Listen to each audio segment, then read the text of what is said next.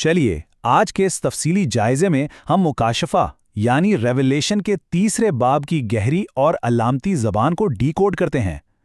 ہم یہاں تین بالکل مختلف روحانی حالتوں کا ایک واضح تقابلی جائزہ پیش کریں گے تاکہ اس پیچیدہ اور مشکل متن کی تہہ تک پہنچا جا سکے۔ آج کے سفر کا خاکہ کچھ یوں ہے۔ سب سے پہلے 3 پیغامات، پھر ساردیس کی وہ حالت جو زندہ ہو کر بھی مردہ ہے، اس کے بعد فیلاڈیلفیا کا کھلا دروازہ، لودیکیا کے لیے نیم گرم ہونے کی زبردست وارننگ، اور آخر میں وہ عظیم حتمی وعدے۔ تو شروعات کرتے ہیں اپنے پہلے حصے سے، کلیسیاؤں کے 3 پیغامات۔ اب دیکھیے، ان پیغامات کی گہرائی میں جانے سے پہلے اس عظیم ہستی کے اختیار کو سمجھنا بہت ضروری ہے جو ان کا یہ روحانی آڈٹ کر رہی ہے۔ یہ کوئی عام ہستی نہیں۔ متن فوراً ہمیں بتاتا ہے کہ بولنے والے کے پاس خدا کی 7 روحیں ہیں، داؤد کی کنجی ہے، اور وہ ایک سچا اور وفادار گواہ ہے۔ مطلب ایک ایسی با اختیار آواز جس کی نظر سے کوئی دکھاوا بچ نہیں سکتا۔ یہ وہ سچائی ہے جو ظاہری خول کو چیر کر اصلیت کو بالکل سامنے لا کھڑا کرتی ہے۔ اب آتے ہیں دوسرے حصے کی طرف، ساردیس کی کہانی، ایک ایسی جگہ جو زندہ لگتی ہے پر اصل میں مردہ ہے۔ یہ سچ میں ایک بڑا حیران کن اور ڈرامائی تضاد ہے۔ سوچئے ایک ایسی بڑی کمپنی یا برانڈ کے بارے میں جس کی باہر بہت دھوم ہو، نام بہت بڑا ہو، لیکن اندر سے وہ مکمل طور پر دیوالیاں ہو چکی ہو۔ ساردیس کا بھی یہی حال تھا۔ دنیا کی نظر میں ان کی شہرت ایسی تھی کہ وہ بہت متحرک ہیں، زندہ ہیں، لیکن ان کی اصلی روحانی حقیقت وہ بالکل بے جان اور مردہ تھے، صرف ایک کھوکھلا شو۔ تو ایسی حالت میں انہیں کیا نسخہ دیا گیا؟ انہیں فوراً الرٹ کیا گیا۔ کہا گیا کہ جو تھوڑا بہت بچا ہے اسے مضبوطی سے تھام لو، اس سے پہلے کہ وہ بھی ختم ہو جائے۔ انہیں یاد دلایا گیا کہ ان کے اعمال خدا کے سامنے بالکل ادھورے ہیں، اور ہمارے لیے بھی یہاں کتنا بڑا سبق ہے نا۔ اپنی زندگی میں صرف رسموں کو نبھانا کافی نہیں، اصل مقصد تو ان ادھورے کاموں اور خامیوں کو پہچان کر بیدار ہونا ہے۔ اور وارننگ تو سچ میں بہت شدید ہے۔ اگر غفلت کی نیند سے بیداری نہ آئی تو فیصلہ کسی چور کی طرح اچانک آئے گا، رات کے اندھیرے میں، بنا بتائے اور ناقابل پیش گوئی۔ یہ اس بات کی واضح علامت ہے کہ اپنی اصلی حالت سے بے خبر رہنا کس قدر خطرناک ہو سکتا ہے، کیونکہ جب وقت نکل جاتا ہے تو پھر واپسی کا کوئی راستہ نہیں بچتا۔ چلیے آگے بڑھتے ہیں اپنے تیسرے حصے پر، فیلاڈیلفیا یعنی کھلے دروازے کی کہانی۔ ساردیس کے بالکل برعکس فیلاڈیلفیا کی کہانی کشمکش اور فتح کی ایک شاندار مثال ہے۔ ان کے پاس کوئی بہت بڑی طاقت یا اثر رسوخ نہیں تھا۔ متن کہتا ہے کہ ان کے پاس بس تھوڑی سی طاقت تھی، لیکن حیرت کی بات یہ ہے کہ انہوں نے اس تھوڑی سی طاقت سے کیا کمال کیا۔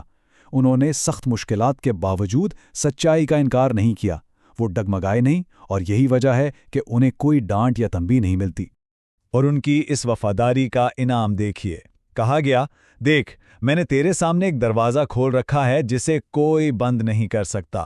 ذرا تصور کیجئے، جب داؤد کی کنجی رکھنے والی عظیم ہستی خود آپ کے لیے راستہ کھول دے تو کیا دنیا کی کوئی طاقت، کوئی مخالفت اسے بند کر سکتی ہے؟ بالکل نہیں۔ یہ ان کی ثابت قدمی کا ایک بہترین اور ناقابل شکست انعام تھا۔ اس کے ساتھ ہی ان سے ایک عظیم وعدہ بھی کیا گیا، ایک ایسی آزمائش جو پوری دنیا پر آنے والی تھی۔ اس مشکل گھڑی میں انہیں الہی تحفظ فراہم کرنے کا یقین دلایا گیا۔ نہ صرف یہ، بلکہ ایک دن ان کے مخالفین بھی یہ ماننے پر مجبور ہو جائیں گے کہ خدا کی سچی محبت انہی کے ساتھ ہے۔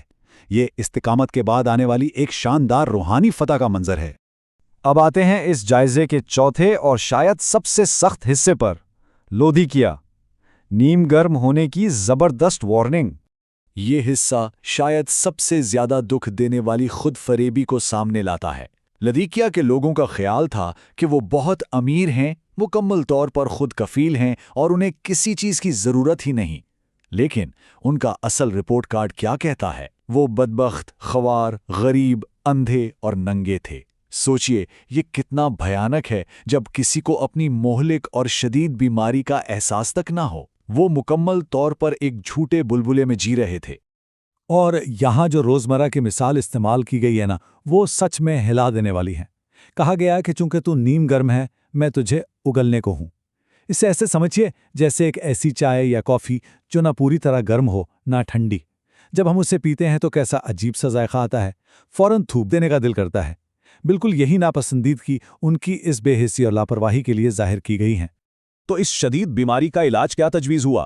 علاج سیدھا ان کی اصل حالت پر وار کرتا ہے۔ उन्हें आग में तपाया हुआ खालिस सोना, पहनने के लिए सफेद पोशाक और देखने के लिए आंखों का सुरमा लेने का हुक्म मिला।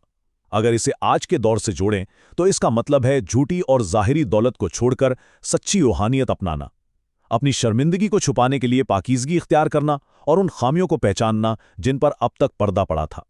ये महज कोई मामूली तब्दीली नहीं, ये अंदर से पूरी तरह ठीक होने का एक अमली और कड़ा रास्ता था। लेकिन यहाँ आकर कहानी में एक बहुत ही खूबसूरत मोड़ आता है। इतनी सख्त डांट और कड़ी तनकीद के बाद भी मतन एक इंतहाई करीबी और दोस्ती भरी दावत पर ख़त्म होता है। देख, मैं दरवाजे पर खड़ा खटखटाता हूँ।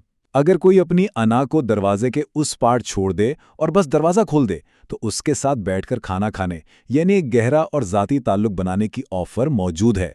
ये दावत बताती है कि वापसी का रास्ता हमेशा खुला रहता है।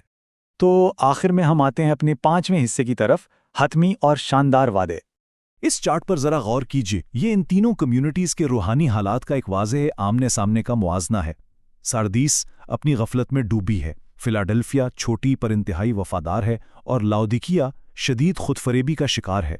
ये सब पढ़ते हुए ऐसा लगता है ना जैसे ये सिर्फ तारीखी बातें नहीं बल्कि किसी न किसी शक्ल में ये कमजोरियां और खूबियां आज भी हमारे इर्द गिर्द या शायद हमारे अंदर मौजूद हैं। लेकिन असल उम्मीद की किरण इन शानदार वादों में छुपी है। हर उस शख्स के लिए जो इन आजमाइशों पर फतह पाता है, एक ऐसा इनाम है जो बिल्कुल उसकी तकलीफ और ज़रूरत से मैच करता है।